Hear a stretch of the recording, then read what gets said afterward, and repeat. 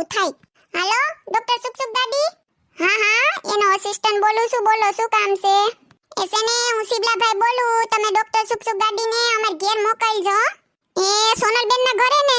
એ હા એમની તબિયત ખરાબ થઈ ગઈ ને એટલે એના માટે જ બોલાવવા.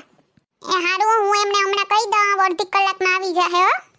એ હા વાંધો નહીં હો. એ મમ્મી હમણાં જાય છે હો ને? એ હારું વેલો ડોક્ટર આવે ને તો વેલી સારવાર થાય તો આને કઈ ખારું થાય, જો તો પૈડીતી હાવ. એ હારું હાલો તો હું સા બનાવી નાખું. સોનલ તાર પીવો કે નહીં?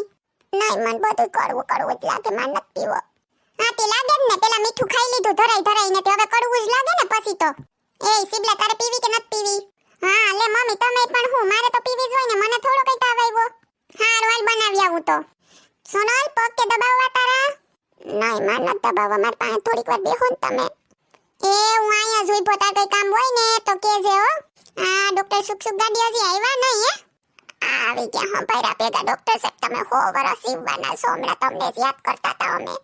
એ આવો ડોક્ટર સુખ ગાડી. સોનલબેન શું થયું તમને?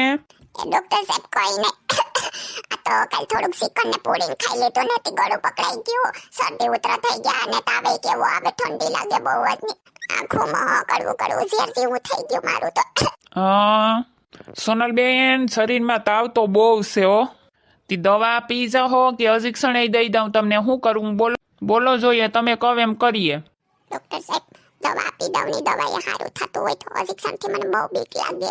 એ ઇન્જેક્શનમાં કઈ ન હોય, ઇન્જેક્શન વેથી તમે વેલા હાજા થાહો ખબર? ના દવાએ સારું થતું હોય તો દવા જ આપી દઉં.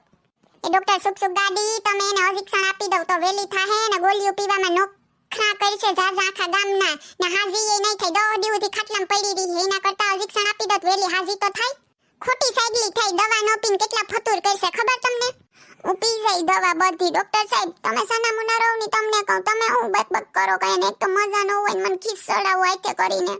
એ શિબલાભાઈ હારું, મેં જો સોનલબેનને ચેક કરી લીધા, તમારી ભેગા બહાર આવો તો હું તમને દવા આપીને સમજાવી દઉં કઈ રીતે લેવાની છે ઈ. ને જો 3 દીની દવા આપીશ ને 3 દીમાં સારું ન થાય ને તો રિપોર્ટ કરાવવા જોહે. આ તો હમણાં ડેન્ગ્યુના બહુ વાહરા છે ને એટલે કઈ નક્કી ન કહેવાય.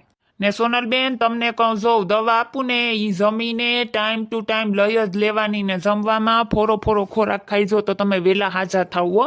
હું દવા ટાઈમ ટુ ટાઈમ જ ખાઈ લઈ. હાલો શિબલાભાઈ તો તમે મારા ભેગા બહાર આવો, દવા આપી દઉં હો. શિખંડ તો બહુ મોંઘું પડી ગયું મને. ઓહો એ હાલો ડોક્ટર સાહેબ તો આવી જાઓ.